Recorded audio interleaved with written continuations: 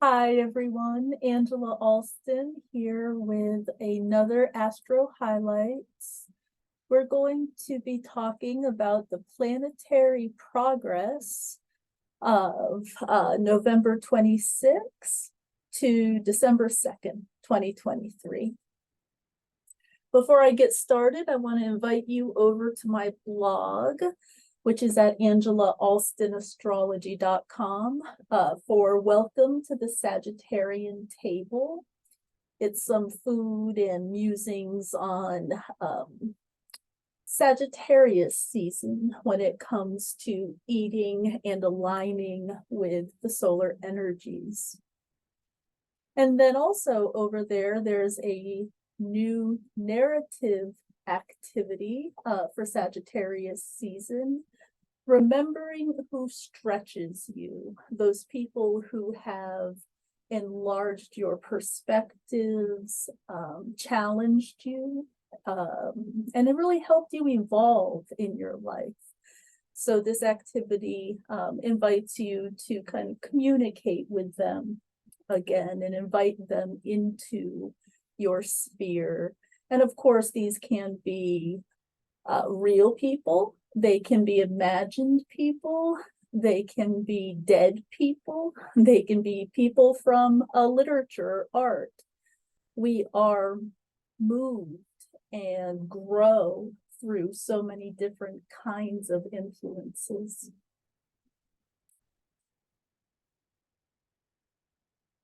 So the planetary progress for November 26th to December 2nd. Let's just go through this quickly. The sun is in Sagittarius. We are firmly in Sag season now with Mercury, although Mercury's leaving.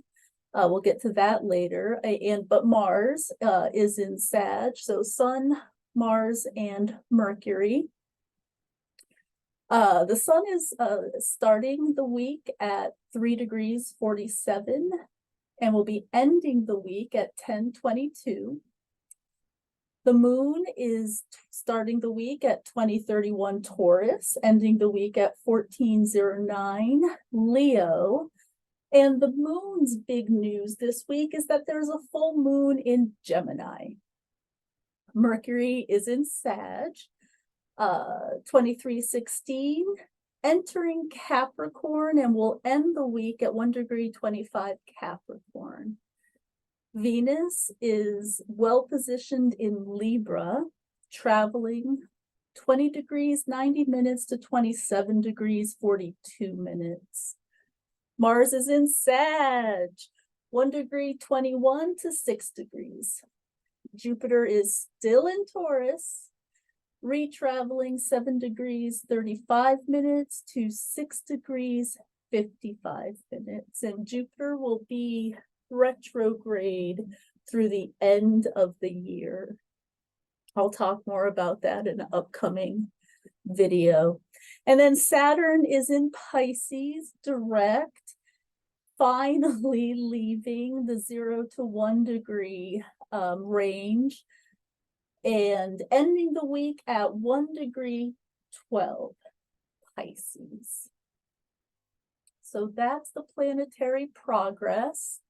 And here are the things we're going to talk about this week. Venus is conjunct the South Node. Mercury is square Neptune.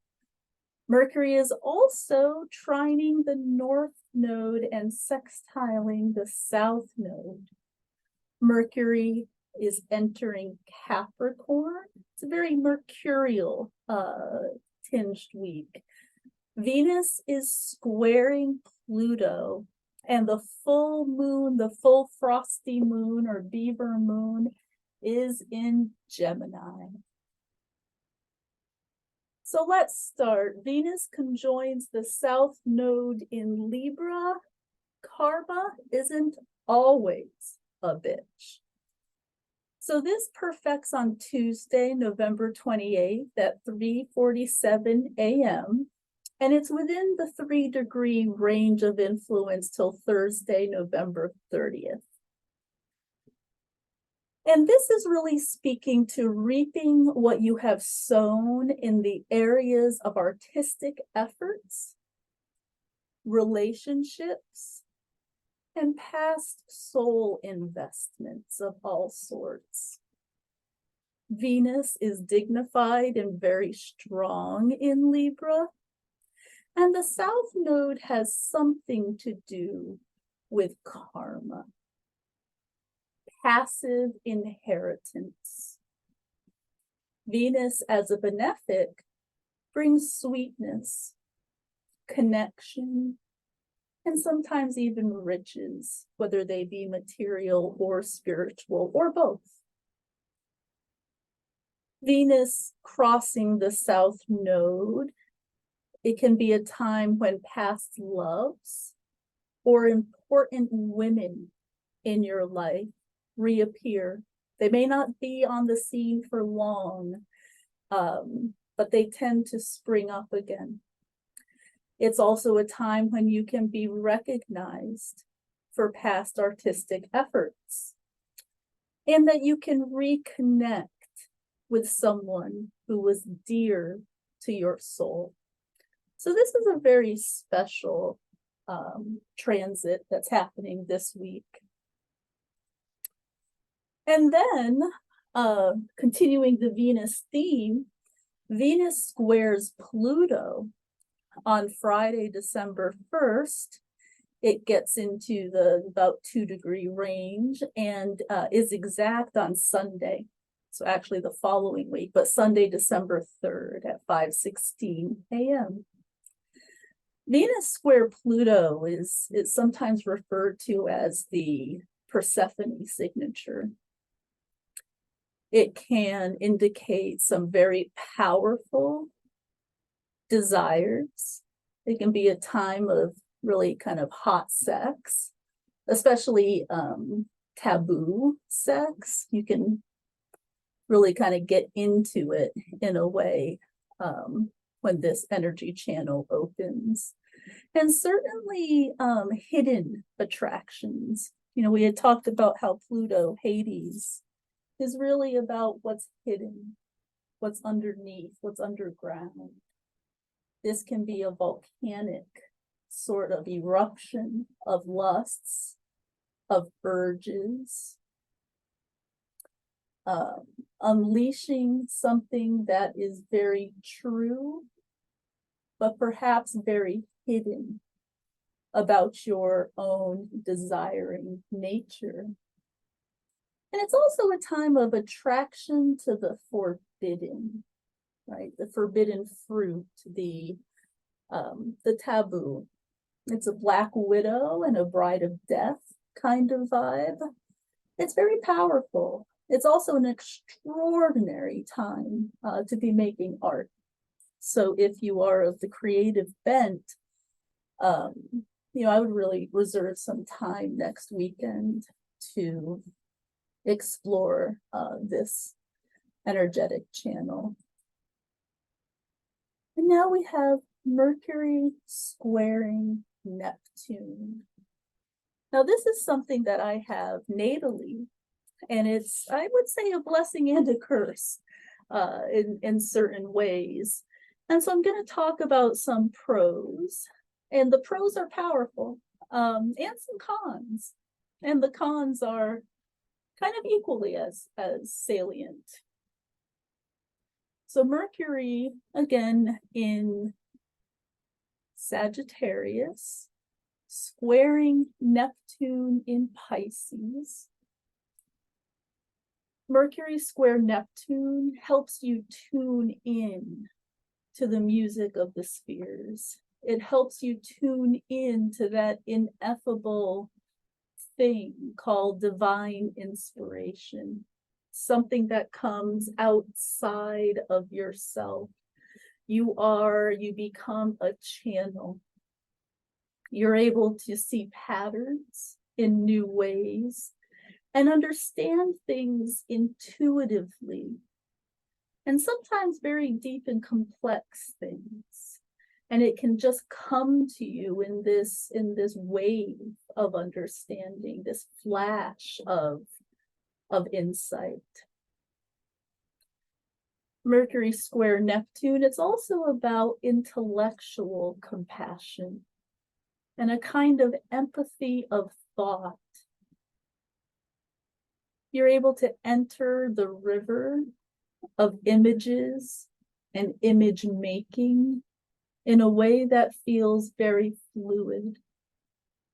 And you're able to weave soulful narratives that reveal something that is deeply true and often deeply resonant to those who receive these narratives. So those are certainly some of the pros. It's a wonderful time for art making. And for doing so without that inner critic. You know, Mercury square Neptune, it's not like it's squaring Saturn. There is a gentleness with the self, which is very beautiful. Some of the cons of this, and something you want to just be careful of this week, is that can make you fairly impressionable and gullible to hucksters, scammers. In this time of everyone being online, I would say be extra careful of any sort of phishing scams. If something comes your way that seems too good to be true, really do your due diligence so you don't get scammed. It can make one impressionable and very open to manipulation. It can also create a sort of guru hunger in your mind. So be careful of that. You know, not all gurus are fake gurus, not at all. But along with the impressionability, the gullibility, the open to manipulation, you have to be very discerning about those in whom you put your intellectual and emotional trust. Mercury square Neptune, the truth is sometimes less important than the feeling of the story, right? The emotional truth of it all. There can be a tendency to exaggerate, particularly when the Mercury is in Sagittarius, to exaggerate, to embellish. There's also, and this is something that I have experienced so much my entire life that I'm actually comfortable with it. But it's very easy to get lost.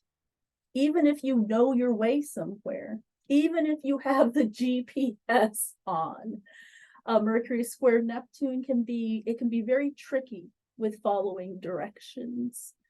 And that's not just driving directions, it's almost any kind of directions. Following directions can be really challenging. And you have to remember to double check your data, to double check your facts when the work that you're doing and the thinking requires exactitude. This tends to be more of a big picture vibe rather than getting in the weeds. And when Mercury is square Neptune, you can really feel like those weeds are drowning you. And so you want to make sure that you have your facts straight. It's easy to get confused. So yeah, otherwise, I mean, it can be a very beautiful transit. I would probably rather have it by transit than natally, but we don't get to choose our own charts. Or maybe we do. That's a bigger question than I can answer. So Mercury is also trining the North Node and sextiling the South Node this week. Now he's moving into these trines and sextile, moving into the trine and sextile while he's still in Sag, while Mercury is still in Sag. And it's really giving kind of a power, a special weight to Mercury. The messenger, the messenger's listening and aligned to the karmic unfolding of events. The North Node bringing us into the future, the South Node ensuring that we don't leave our past behind. Sextiling the South Node, really gaining from the wisdom of our inheritance, what we know, what we have experienced, and really having an open channel to the North Node about where we're going in a very big picture kind of way. So the messages, communications, thoughts, dreams at this time, they have a substance to them and something to tell us about what's to come and what has passed. Mercury and all that Mercury rules in your life and in a horary chart, in this position, trining the North Node, sextiling the South Node, is a bestower of gifts, a bringer of good tidings. It's a special spot for a planet to be in. Not just Mercury in this position, any planet in this position. It's a special spot. And one that's faithful and strong. It really kind of ups Mercury's ante this week. It's also a bit of a making dreams come true window. So that's really exciting. And then after that, wonderful relationship with the North and South Node, Mercury enters into Capricorn. Mercury is deeply profound in Capricorn. And this is a time and a season that really facilitates introspection, deep thinking, not shallow surface thinking, not being distracted and going from thing to thing, not multitasking like a champ, but deeply focusing on important things. It's a time and a channel that is open to receiving spiritual wisdom. It's mature. It's having a mature mind and one that is socially astute. Capricorn is deeply aware of social structures and of hierarchies and of how the world works on a very practical and pragmatic way. It's a great time for structural thinking, systems thinking, understanding how A over here influences B, C, D, E all the way down over there. Systems thinking, you realize that we're all and that everything is a part of many different systems. And it allows you to understand cause and effect, and not just immediate cause and effect, but longer term cause and effect. It's also a great time if you've been interested in starting a meditation practice or in deepening your meditation practice. Mercury and Capricorn can really engage in some sustained meditation. And it's, being in Capricorn is interested in carrying on a tradition, whether it be a historical, literary, spiritual tradition. And yet Mercury in Capricorn can think for oneself. People often attribute being able to really think independently to Mercury in Aquarius. But you have to realize Aquarius is always interested in social connection. It's the ability to go into solitude and to be lonely that really allows, that's a superpower. You know, people are absolutely terrified of being lonely, of being alone, of being isolated, of being the only one who thinks something, but not Capricorn, you know, not the pure Capricorn archetype.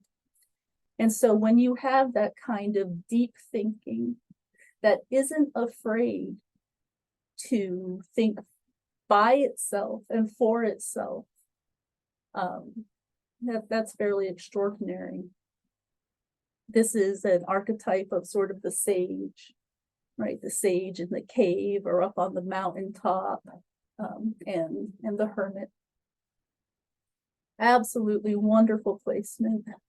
The people I've known who've had Mercury in Capricorn have literally been some of the most profound thinkers that I've ever met. I have deep, deep respect for this placement. And then the full moon in Gemini on Monday, November 27th at 1:16 a.m. is the full moon. And this is the beaver moon, the frosty moon. This moon is opposite Mars. Of course, it's opposite the sun. That's what makes it a full moon. But it's also opposite Mars because Mars and the sun have just been so buddied up recently. And in fact, when this moon was a new moon, it was seeded with that Martian energy because Mars was in Scorpio, the sun was in Scorpio. Actually feels like a long time ago, but it was only a couple of weeks ago. And so this is carrying that Martian theme to a sort of culmination. On the bright side, pun always intended, this can be a very social, chatty, fun, high energy moon. It's moving out of a square to Saturn, which can be kind of depressive. It could be a time of verbal altercations, however, it's that opposition to Mars, or just very high spirits. Gemini Sagittarius axis is great for socializing, laughing, joking, mimicry and mockery, and a certain kind of bravado. Now the Gemini moon, and this is true when it's a natal placement as well, it tends to mirror what's in front of it. They can pick up accents almost accidentally. But so the Gemini moon mirrors, and so choose your company well, you know, during this time, particularly on Sunday and Monday.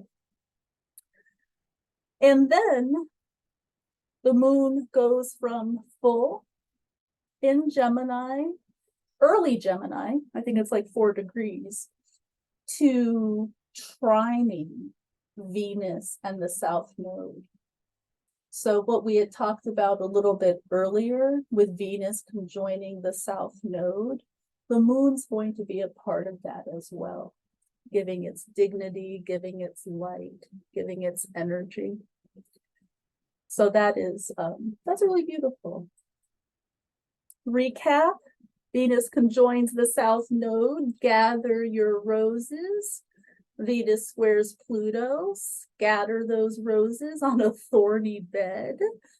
Mercury squares Neptune, tune into the music of the spheres. You see, the universe is constantly talking to you. And now this is a time when you'll be able to hear it and maybe even talk back, you know, join in the conversation. Mercury is trining the North Node and sextiling the South Node this week. So listen to what you hear, acutely listen to what you dream, notice the patterns and the portents around you. Mercury's in conversation with some mysterious forces right now that have something to say about how our collective lives will be evolving. Mercury enters Capricorn perfect time to read a Russian novel. I have a friend who says every winter, that's how he spends his winter. He reads Shakespeare and a Russian novel. And then the full moon is in Gemini. And one thing, to say about this, don't forget to listen during this as much as you talk. Communication really involves both modalities. Contact me with your relationship question for my upcoming podcast, Venus Envy. Subject podcast, email me your question, your horary question at AngelaAlstonAstrology@gmail.com. Put podcast as the subject, so I know that it is for that, and you're not just seeking a horary. But feel free to email me for a horary reading as well. That's what I'm here for. Finally, thank you. Thank you so much. If you've listened this far, my deepest gratitude to you. Thank you for using astrology as a tool for understanding yourselves and our world.